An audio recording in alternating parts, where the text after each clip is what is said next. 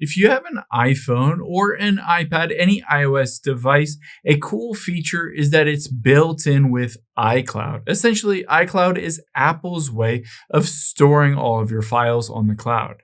So open up the Settings app on your iPhone or iPad or even your Mac computer. Now, all you need to do to access your iCloud and to start using it is to tap on your name at the very top.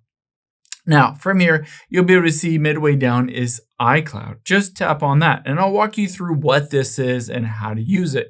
Essentially, iCloud is Apple's version. When you create an Apple ID or an Apple account, they give you 5 gigabytes of free cloud storage. This is the same as Google Drive, basically, Dropbox or anything like that.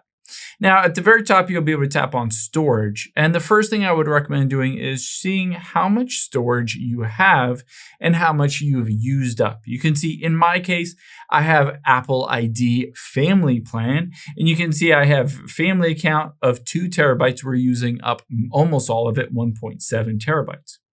Now on here, after you've checked to see how much space you have, I would recommend tapping where it says Save to iCloud, hit See All. This is where you can start turning things on and saving them to your iCloud, essentially as a backup. You can tap on iCloud Photos here, and if this is turned off, you can turn it on. You can see it says Manage Storage. It's using up 79 gigabytes of storage on my iCloud, so I have all of the photos and videos on my iPhone, but they're also on a backup on the iCloud in case I lose my iPhone. Now you can also go back out of here, and I have everything turned on. For instance, messages, you can turn this on so that you can access your text messages wherever you are, no matter what. If you lose your iPhone or someone steals it, you can still have access to all those text messages, contacts, calendars, all of this stuff. I have everything turned on. Now, another option that I would recommend doing is checking out this iCloud backup. Now, this isn't the only way you can physically back up your phone. You can plug it in and plug it into a computer, essentially open up iTunes on a computer, and you can back up your physical phone to your computer if you wanted to. But you can also just turn on Backup This iPhone and hit Backup Now, and it will do a backup onto your iCloud. Again, if you lose or basically your phone is stolen, then you will have a backup of everything on your iPhone in case you don't have it anymore.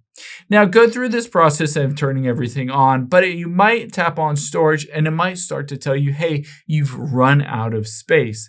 At that point, you have 2 different options. One is you can start to turn things off. Essentially, if you don't want to back up your photos or your messages or your phone, you can turn those off and it will use up less iCloud storage. Or on here, you can hit the change storage plan. And you can always buy more storage. So you can see I have 2 terabytes, but I can go all the way up to 12 terabytes for $60 a month.